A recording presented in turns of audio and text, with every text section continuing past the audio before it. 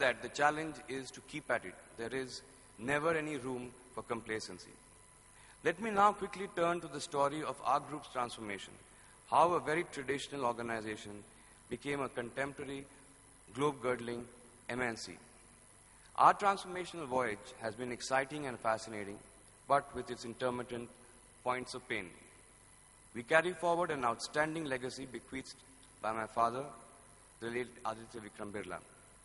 His business approach was people-focused and founded on the highest standards of integrity and ethics.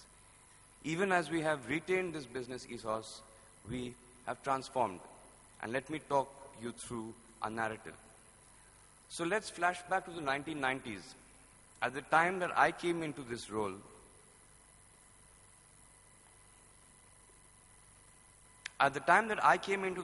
India was in the thick of the reform process. The changing business landscape called for new thinking, new ideas, new attitudes. Even then, the group was a highly successful and respected group.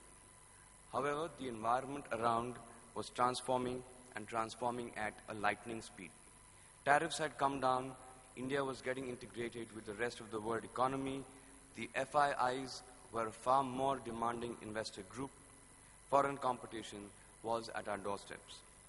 We had to move away from a mindset that was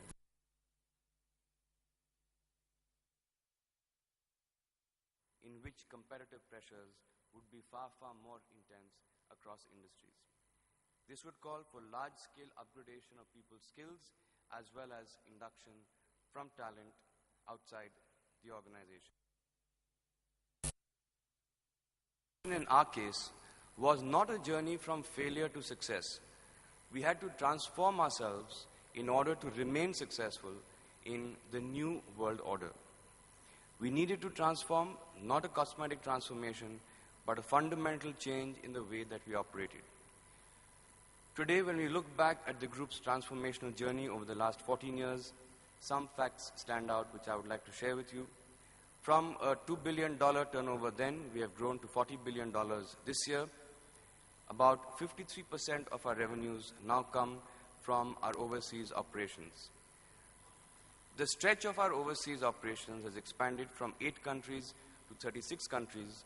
Our portfolio of businesses has expanded from manufacturing to service sectors, among them financial services, retailing, and telecom.